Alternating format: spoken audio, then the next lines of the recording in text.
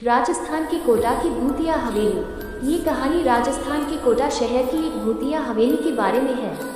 ये हवेली राजा महाराजा के समय में बनाई हुई थी, लेकिन पिछले 18 सालों से इस हवेली में आज तक कोई भी रहने के लिए नहीं आया है।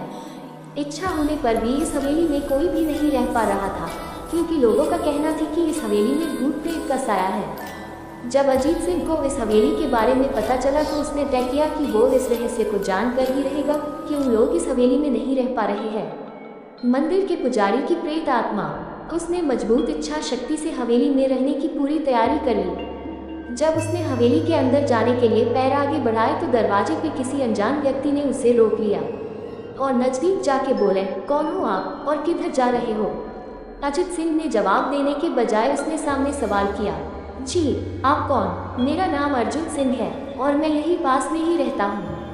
अजीत सिंह ने कहा, ओह अच्छा, मैंने सुना है कि यह एक भूतिया हवेली है और यहाँ कोई नहीं आ पाता है, इसलिए मैं इस हवेली में एक दिन रुकने का फैसला किया है। अर्जुन सिंह ने कहा, जी हाँ, आपने सही सुना है और आप भी अंदर मत जाइए, मेरी माने तो आप ही वापस लौट जाइए, यहाँ बहुत खतरा है। ये सुनकर अजीत सिंह खुश हो गया, जैसे उन्हें कोई लॉटरी लग गई हो। अर्जुन ने उसकी खुशी को देखकर बोला, आप क्यों खुश हो रहे हो? आपको तो भूत का नाम सुनकर डर लगना चाहिए। शायद आपको पता नहीं होगा कि मैं भूत प्रेत में काफ़ी दिलचस्पी रखता हूँ। अगर इस हवेली में भूत है तो मैं अंदर जरूर जाऊँगा और सारी सच्चाई का पता भी लगाऊंगा। इतना कहकर अजीत सिंह उस हवेली में चले गए। अंदर जाके अजित ने अपनी बैग को साइड में रखा और हवेली के चारों ओर देखने लगा। सारे रूम भी चेक कर लिए। बाद में ड्राइंग रूम में आके सोफे पर बैठ गया। उसने वहां बैठकर दारू के 2-4 पैक भी पिए। वहीं अचानक उस रूम में लाइट का एक बल्ब चालू बंद होने लगी, लेकिन अजीत ने उस पर ध्यान नहीं दिया। थोड़ी देर बाद दूसरा बल्ब चालू बंद होने लगा, फिर तो हवेली की सारी लाइट चालू बंद होने लगी। ये सब देखकर अजीत अपनी जगह पे खड़ा हो गया और संपूर्ण सावचेत हो गया।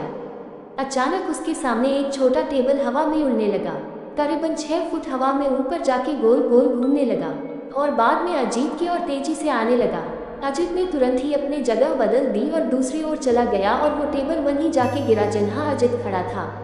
अजीत कुछ समझ पाता उतने में सोफे की शीट उसकी ओर आने लगी। वो जल्द खड़ा हो गया और छलांग लगा के दूसरी ओर कूद गया, जिसके कारण सोफा दीवार को टकराया और अजीत बच गया।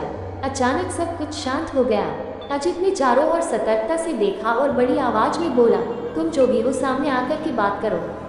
वहीं एक बड़ी परछाई उसके सामने आई। अजीत ने उस परछाई को देखकर बोला, कौन हो तुम और क्यों मुझे मारना चाहते हो? परछाई, तुम्हारी भूल के कारण।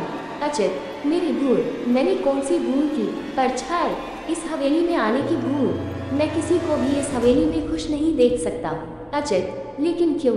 वो परछाई ने जवाब दिया, आज से 18 साल पहले इस हवेली के मालिक ने मुझे यहीं पे ही मार डाला था। मेरी कोई गलती भी नहीं थी। इस कारण की वजह से मेरी आत्मा इस हवेली में भटकती रहती है।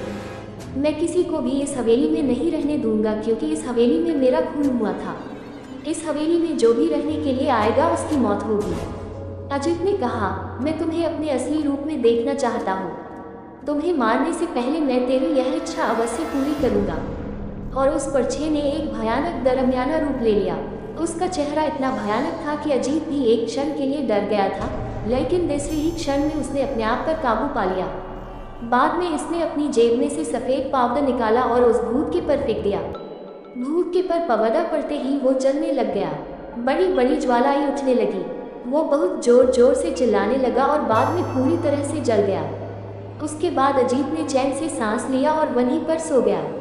दूसरे दिन सुबह जब अजीत को सही सलामत हवेली से बाहर आते देख अर्जुन को आश्चर्य हुआ। अर्जुन ने अजीत से पूछा, तुम कैसे जिंदा हो? जब अजीत ने अर्जुन को कल रात को घटी घटना को पूरी तरह से बताया और बोला, अब ये हवेली भूतिया हवेली नहीं रही। दोस्तों, आपको ये कहानी राजस्थान की कोटा की भूतिया हवेली कैसी लगी, प्लीज़ हमें कमेंट कर बताएं।